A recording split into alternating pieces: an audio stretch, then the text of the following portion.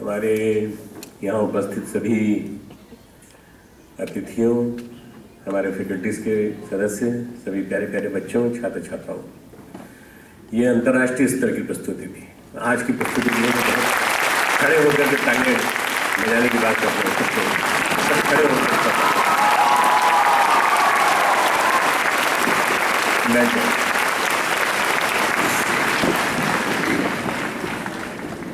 मुझे नहीं मालूम था कि इस साल जिनको हम एडमिशन दे रहे हैं उनमें इतनी प्रतिभा है और बहुत ही बढ़िया ढंग से मिक्सिंग, कॉकटेल की तरह से मिक्सिंग करके जो उन्होंने गानों की तैयारी की और उसमें राष्ट्रभक्ति, भूमि की खुशबू, मिट्टी की खुशबू, ये सारी चीज़ें जिस तरह से पिरो पिरो करके उन्होंने गीत प्रस्तुत किए हैं, मैं हर गीत के लिए मैं चाहता हूँ कि तालियां बजें जोर से। हर कार्यक्रम अच्छा था। एक कार्यक्रम शांतिकुंज के कार्यकर्ताओं के द्वारा था, वो बहुत सुंदर था, परंतु यहाँ के जो कार्यकर्ता, यहाँ के जो छात्र छात्राओं ने, छोटे छोटे छात्र छात्राओं ने, लास्ट वाला कार्यक्रम तो गजब का हिट प्रोग्राम भी है। मैं समझता हूँ कि इन सब गीतों को मैं देख चुका हूँ अलग अलग रूपों में, कभी कभी किसी कार्यक्रम में, कभी किसी कार्यक्रम में, जैसे ऐसा देश है मेरा। पर जिस ऐसा देश है मेरा, इस कार्यक्रम को जिस रूप में आज प्रस्तुत किया गया, बहुत सुंदर ढंग से प्रस्तुत किया गया। तो बहुत ही मैं समझता हूँ आने वाले समय में 3 साल और 5 साल में इस विश्वविद्यालय का भविष्य उज्ज्वल है। कार्यक्रम अच्छे प्रस्तुत होते रहेंगे, लोगों को प्रेरित करते रहेंगे, लोगों का मनोबल बढ़ाते रहेंगे, क्योंकि इसमें सबसे बड़ी बात यह है कि इनमें अंदर से जान पिरोई है इन लोगों ने और बहुत ही नोवेल्टी के साथ तैयारी की है। मैं सबको खूब बधाई देता हूँ, सारे कलाकारों को। गणतंत्र दिवस वास्तव में गण और तंत्र मिलकर बनता है। गणतंत्र हम लोग सब मिलकर के गण हैं और गणानाम त्वा गणपति घूम हवा महे के वो जो गणेश के जो अंश हैं, हम लोग सब गणपति। हमारे देश की परिकल्पना एक गण के पूरे के पूरे संकुल के रूप में की गई। इसीलिए हमारे यहाँ एक उत्सव मनाया जाता है, गणेशोत्सव मनाया जाता है कि हमारा देश जो है ये सब मिलकर के विभिन्न भाषाएं, विभिन्न प्रांत, विभिन्न बोलचाल, विभिन्न संस्कृति, विभिन्न रहन सहन, विभिन्न खान पान। मैं भी 7 दिन पहले बेंगलोर होके आया, मैं और जीजी के साथ गया था। वहाँ बिल्कुल दक्षिण भारत की संस्कृति, बिल्कुल अलग संस्कृति। वहाँ अश्वमेध यज्ञ था। और अभी कल मैं जलंधर होके आया, पंजाब की संस्कृति, बिल्कुल अलग तरह की खुशबू, अलग तरह की खुशबू, अलग तरह की सुगंधी। पर जो अभी गांव और शहर वाला जो ड्रामा देखा ना, उसको देख के मुझे ऐसा लगा कि वास्तव में कितनी तेजी से गाँव का शहरीकरण होता जा रहा है। मैं यहाँ से चला था, तो यहाँ से मैं पाउंटा साहब, तेंदुलकर पाउंटा साहब होते हुए अम्बाला गया, और अम्बाला से जब मैं चला तो अम्बाला से जलंधर तक 180 किलोमीटर दूर, पूरी रोड के दोनों तरफ कहीं भी कोई जगह खाली नहीं, सारे गांव बसे हुए, सारे शहर बसे हुए, सारा सारा शहरीकरण। और शहरीकरण इतनी तेजी से हुआ है मित्रों कि हम सबको बहुत गहराई से चिंतन करना पड़ेगा कि क्या ये हमारे बापू की कल्पना थी। वास्तव में सही अर्थ में गांव वालों को शहर की ओर लौटना पड़ेगा। पीछे की ओर जाए तो शहर गांव है, पर रोड के दोनों तरफ शहरी शहर, मल्टीप्लेक्स, प्लाजा, मॉल्स, सब पूरा एक प्रकार से हमारा देश जो है वो एक कुछ बदरंग से दृश्य में बदल गया है। इसको चेंज करने के लिए हमें गांव का आकर्षण बढ़ाना पड़ेगा। उसके लिए हमको गांव के लिए लोगों को बताना पड़ेगा कि इस गणतंत्र का, इस भारतवर्ष का जो रिपब्लिक है वो गांव से आता है। गांव से आने वाला व्यक्ति शहर में आकर के जब देखता है तो वो उसके मन में अंदर से एक ग्रीड पैदा होता है, लालच पैदा होता है, और वो अल्टीमेटली फिर वो उसके विक्टिमाइज हो जाता है, शिकार बन जाता है। ऐसे में, ऐसी स्थिति में एक बहुत बड़ी खाई पैदा हो गई है बड़ों की, पैसे वालों के बीच में, शहरी लोगों के बीच में, और गांव वालों के बीच में, गरीब लोगों के बीच में। ये इन खाई को पाटने का काम हम कर सकते हैं यदि हम ग्राम्य संस्कृति को बढ़ावा दें और ग्राम्य संस्कृति के बारे में ज़्यादा से ज़्यादा बोलें। मित्रों, मैंने जैसे कहा कि गणतंत्र है ये। तंत्र में और गण में जब डिफरेंस हो जाता है तो बहुत दिक्कत होती है। तंत्र यानी सिस्टम यानी चीफ मिनिस्टर, चीफ सेक्रेटरी, ये जितने भी ऑफिसर्स नज़र आते हैं, ये सिस्टम है पूरा का पूरा। प्राइम मिनिस्टर, प्रेसिडेंट, उनके आसपास की जो भीड़ भड़क्का है, उनके आसपास का जो जीप से लेके और लाल बत्ती, नीली बत्ती और सब पूरा तंत्र है, ये तंत्र है पूरा। और गण कौन है? गण है प्रजा, जिसने कि उनको चुना है। प्रजा में और तंत्र में, गण में और तंत्र में जब अंतर नजर आने लगता है तो बहुत दिक्कत होने लगती है। ये जो गणतंत्र दिवस है, ये आज से नहीं, 65 साल पहले से नहीं, बल्कि आज से 65 साल से भी 20 साल पहले आप चले जाइए, 1930 से मनाया जाता रहा है। रावी नदी के किनारे महात्मा गांधी ने झंडा लहराया था। कल मैं जब रावी नदी के किनारे से निकला तो मुझे बहुत बहुत याद आई उस देश की, जिस देश को उन्होंने ये कहा था हम आज़ाद करेंगे। स्वराज्य दिवस नाम दिया था उन्होंने, 26 जनवरी 1930 स्वराज्य दिवस। और स्वराज्य दिवस उन्होंने कहा हर साल मनेगा, तो हर साल कहीं ना कहीं कांग्रेस के सदस्य मिलकर के खड़े होते थे और पार्टी की तरफ से 20 होते तो 20, 25 होते तो 25 और 5 होते तो 5, और उस समय जो कांग्रेस का झंडा था उसको लहराते थे। वो स्वराज्य दिवस बाद में धीरे धीरे बढ़ते बढ़ते ये 1950 में गणतंत्र दिवस बना, जब हमारा संविधान लिखा गया और 26 जनवरी 1950 को इस राष्ट्र को गणतंत्र घोषित कर दिया गया। 1947 में आज़ाद हुआ, पर 1950 में हम लोग गणतंत्र के एक निवासी बने। मित्रों, पूरे विश्व में कोई भी गणतंत्र ऐसा नहीं है। सबसे पुराना अगर गणतंत्र अगर कहीं है तो वो भारत का गणतंत्र है, क्योंकि हमारा जो शुरुआत जहाँ से होती है, लिच्छवियों का भी तंत्र था, वो गणतंत्र था। हमारी शुरुआत जहाँ से होती है ऋषियों के ज़माने से, ऋषि संस्कृति के ज़माने से, वहाँ भी उस समय भी गणतंत्र था, अभी भी गणतंत्र है। और इसलिए गणतंत्र होने के नाते, रिपब्लिक होने के नाते, गणतंत्र होने के नाते हम लोग सबसे पुराने हैं। बाकी सारी सरकारें बदल गई, पैटर्न बदल गए, तानाशाही आ गई। इसलिए हमारे देश के लिए हमको बार बार शाबाशी देनी चाहिए कि तुमने अपने गणतंत्र को जिंदा रखा। ये गणतंत्र जिंदा रहेगा तो भारत पूरे विश्व का नेतृत्व करता रहेगा। कितनी विविधता है, कितनी वैरायटी है, कितनी ज़्यादा मिसलेनियस चीज़ें हैं देखने की। वास्तव में वैविध्यपूर्ण संस्कृति देखने को मिलती है। मैं यहाँ से गया जलंधर परसों और कल जलंधर से वापस आ गया। मेरे को 8 घंटे जाने में लगे, 8 घंटे आने में लगे।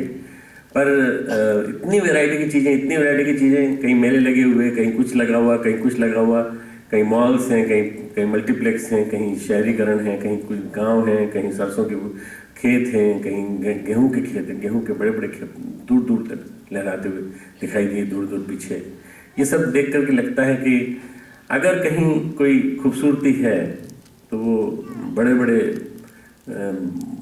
मल्टी स्टोरेड बिल्डिंग वाले न्यूयॉर्क में नहीं है, वॉशिंगटन में नहीं है, लंदन में नहीं है।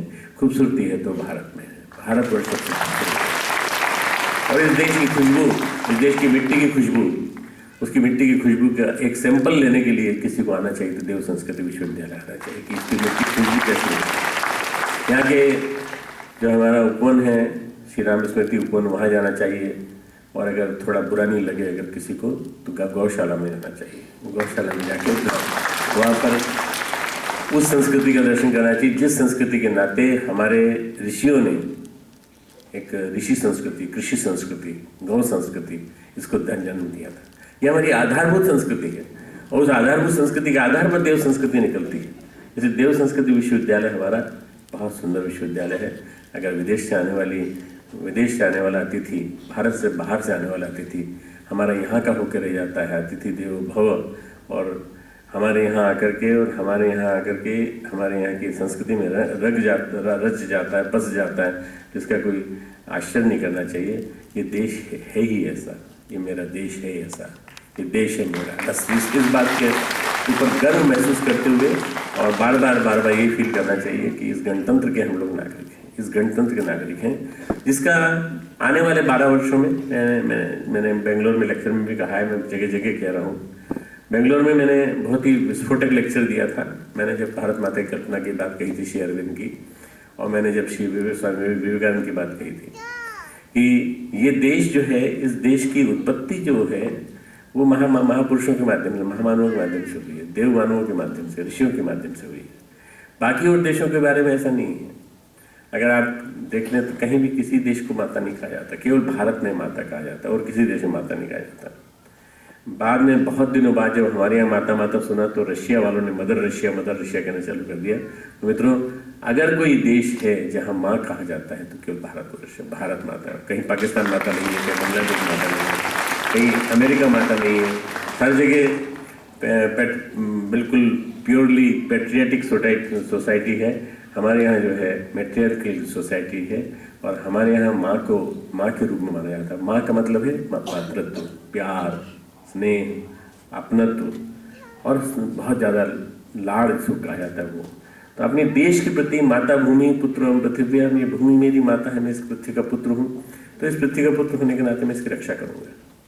इसलिए जब ये सैनिक देश की रक्षा करते हैं, मैं कल वज्र रेजिमेंट के लेफ्टिनेंट जनरल के यहाँ लेक्चर देने गया था और मैंने जब उनसे बातचीत की तो उन्होंने मुझे बहुत सारी कहानियाँ सुनाई, उनके एनकाउंटर्स, किस तरह से बॉर्डर पे रहे तो बॉर्डर में किस तरह से उनको छल छद्म से भरे हुए युद्धों का सामना करना पड़ता है और इस तरह की बातें सब होती रही वहाँ पर। मित्रों, अपनी आर्मी को देखकर, अपनी मिलिट्री को देखकर के गर्व होता है, वास्तव में देखकर गर्व होता है। ये लोग सब कुछ कुर्बान करके, अपना सब कुछ, सारी खुशियाँ सब कुछ कुर्बान करके, छुट्टियाँ हैं तो छुट्टियाँ भी वापस ले ली जाती हैं और ये अपने देश के लिए लड़ते हैं। हम लोग आराम से घर में सोते हैं क्योंकि हमारी रक्षा वो कर रहे हैं, वहाँ बॉर्डर्स पर खड़े हुए वो लोग कर रहे हैं। हमारे लिए वो लोग जगते हैं और 24 घंटे जगते हैं और हमारे लिए मरते हैं। हमारे लिए छल छद्म की षड्यंत्र के माध्यम से, जो दुश्मन उधर से जो कर रहा है उसके माध्यम से करते हैं। फिर भी हम उस दुश्मन से भी हम प्यार करते हैं और कहते हैं पाकिस्तान तो कैसा भी है, बार बार आता है, हमसे लड़ता है, बार बार हमारे देश में घुसता है, बार बार हमसे चाटा खाता है और चाटा खा के तो वापस बार बार जाता है। तो अल्टीमेटली तू बनेगा तो हमारा ही बनेगा, तो हमारे में घुलेगा, हम में रचेगा, हम में बसेगा। भारत और पाकिस्तान निश्चित रूप से मैं इस बात को कम से कम 15-20 साल 20 साल से कहता चला रहा हूँ कि भारत और पाकिस्तान और बांग्लादेश को एक होना ही है, क्योंकि इनकी संस्कृति एक है। ये देश है मेरा, जो आपने गीत सुना वीर ज़ाहरा का, वो जो गीत है उस गीत में पाकिस्तानी लड़की है और लड़का जो है वो हिंदुस्तानी है। दोनों मिलकर के किस तरह से कल्पना करते हैं कि मेरी शाम, मेरे दिन, सब कुछ सब जो मेरे यहाँ है वही तेरे यहाँ है। फिर किस बात की दुश्मनी, तो किस बात की लड़ाई, किस चीज़ के लिए लड़ाई, इस जमीन के लिए, इस फसल के लिए, इसके लिए नहीं। देश का कोई अभिमान नहीं, पाकिस्तान में कोई देश का अभिमान नहीं है, कोई गौरव नहीं, किसी को नहीं है। मित्रों, ये सारी लड़ाई केवल हमारी नादानी की लड़ाई है, हमारी इस प्रकार की चीज़ों की लड़ाई है जिसमें हमने गलतफहमियाँ पाल ली। हमें भारतवर्ष की जो है गरिमा, इसको बनाए रखने के लिए इसको भ्रष्टाचार मुक्त राष्ट्र बनाना पड़ेगा।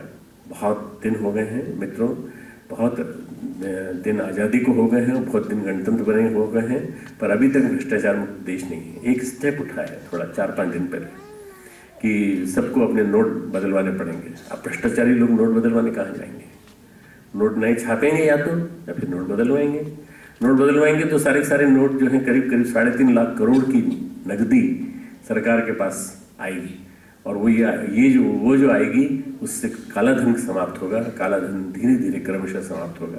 मित्रों, हमारे देश में जितना भी जो भी कुछ दिखावा बड़ा है और जो कुछ भी ग्रीड बड़ा है, लालच बड़ा है, ये सब बड़ा है केवल काला धन की वजह से। ये सब समाप्त होना चाहिए। इससे आज़ादी हमें चाहिए। रिपब्लिक तभी बन पाएगा, गणतंत्र तभी बन पाएगा। क्या हमारा ये भारत में देव संस्कृति विश्वविद्यालय इस क्षेत्र में कुछ दिशा दिखा सकता है? तात्या टोपे का बलिदान की बात मैंने देखी, मैंने नाटक देखा, मैंने सभी नाटकों को अच्छी तरह से सीरियसली देखा, मैंने समझने की कोशिश की। तात्या टोपे एक बहुत वीर बलिदानी पुरुष थे, परंतु उन लोगों ने जो बलिदान किया मित्रों, रानी झांसी और उनकी जो वो थी झलकारी करके उनकी एक दासी थी, उनकी सहेली की जो उनके साथ रहती थी, रानी ने और उन दोनों ने मिलकर के जो त्याग किया, बलिदान किया, तात्या टोपे ने जो बलिदान किया, उसके माध्यम से एक विस्फोट हुआ, एक धरती में एक विस्फोट हुआ, धरती माता के गर्भ में एक विस्फोट हुआ। जब ये लोग अपने देश के लिए जान दे सकते हैं तो हमारे देश से निकल के कुछ ऐसे वीर पुरुष नहीं आ सकते। तो इस देश की धरती से फूटा 1862, 1863, 1864 और विवेकानंद पैदा हुआ और गांधी पैदा हुए और मित्रों सुभाष चंद्र बोस पैदा हुए, न जाने कितने वीर पैदा हुए, और ये 1857 की जन्म का कारण है कि 1857 के कारण ये वीर पुरुष पैदा हुए। अगर ये लोग नहीं आते मित्रों तो ये देश हमारा आज़ाद ना होता, वास्तव में देश आज़ाद ना होता। स्वामी विवेकानंद ने एक योद्धा सन्यासी के रूप, लोग उनको स्वामी के रूप में जानते हैं, बस लोग उनको वैरागी के रूप में जानते हैं, उनको एक आज़ादी के लिए लड़ने वाले वीर पुरुष के लिए रूप में नहीं जानते। उन्होंने हमको गुलामी से आज़ादी दिलाई, हमें सांस्कृतिक गुलामी से आज़ादी दिलाई। उन्होंने हमें किस ढंग से उन्होंने हमें आज़ादी दिलाई, ये सोच भी पाना मुश्किल है। एक अकेला विवेकानंद इतना साल 39 साल में इतना सारा काम करके चला गया कि ढेर सारी चीज़ों से आज़ादी दिला गया हमें। अगर वो न होता तो ढेर सारे ये जितने भी वो हैं हमारे लड़ने वाले क्रांतिकारी युद्धवीर ये लोग पैदा नहीं होते। न जाने कितने तो दक्षिणेश्वर की मिट्टी को हाथ में लेकर फांसी पे चढ़ गए। मित्रों, ये सारा देश जो है, इसका इतिहास बड़ा अनुपम है, बड़ा अद्भुत है। कहीं भी किसी भी विश्व के किसी भी कोने में चले जाओ, सुंदर से सुंदर। मैं न्यूजीलैंड गया, क्वींसटाउन गया। क्वींसटाउन इतना खूबसूरत है प्राकृतिक दृष्टि से कि वहाँ जाके लोग बसने की कोशिश करते हैं, वहाँ जाके रहने की कोशिश करते हैं। मैं अमेरिका के कोने कोने में गया, वहाँ भी जाके मैंने खूबसूरत दृश्य देखे। तो मित्रों, जितना खूबसूरत हिंदुस्तान है और हिंदुस्तान में जितना खूबसूरत हरिद्वार है, तो हरिद्वार में जितना खूबसूरत शांति कुंज और गायत्री कुंज है, उतना खूबसूरत कोई दृश्य नहीं मिलेगा, आपको कहीं नहीं मिलेगा। ऐसी गंगा, ऐसी उसकी नहरें और इस तरह से आता हुआ दृश्य का जो नज़ारा देखने में आता है, तो वेनिस में भी देखने को मिलता है। पर वेनिस में वो पवित्रता नहीं है जो हरिद्वार में जो पवित्रता है। हरिद्वार में जो खासियत है वो यहाँ की खुशबू है, यहाँ का वातावरण है। और मित्रों, यही सबसे बड़ी चीज़ है जो आपको खींच के लाती है। मैं सभी आने वाले विद्यार्थियों का, यहाँ रहने वाले विद्यार्थियों का, यहाँ से जाकर बाहर काम करने वाले विद्यार्थियों का, और हमारे बीच में काम कर रहे हैं हमारे शिक्षिकाओं का, जो हमारे साथ अभी काम कर रहे हैं। हो सकता है अगले दिनों काम ना करें, हो सकता है फिर नए आए, कुछ लोग आए। आज ही एक बालक हमारा मेक्सिको गया है, असीम, वो वहाँ गया है, पर हम उससे कहते हैं तू लौटेगा जरूर, तू वापस आएगा।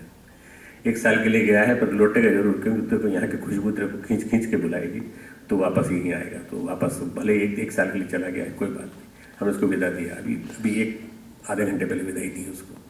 मित्रों, मैं आप सबको आश्वासन देता हूँ कि हम लोग अपने देश के लिए कुछ कर दिखाने के लिए इस विश्वविद्यालय को रोल मॉडल बनाएंगे, और इस रोल मॉडल के माध्यम से हम भारतीय गणतंत्र कैसा होना चाहिए, गणतंत्र का स्वरूप कैसा होना चाहिए, भविष्य कैसा होना चाहिए, भारत का भविष्य कैसा होना चाहिए, इसको यहाँ से ऋषि मुनियों की धरती से साकार करके दिखाएंगे। खूब खूब मंगल कामनाएं।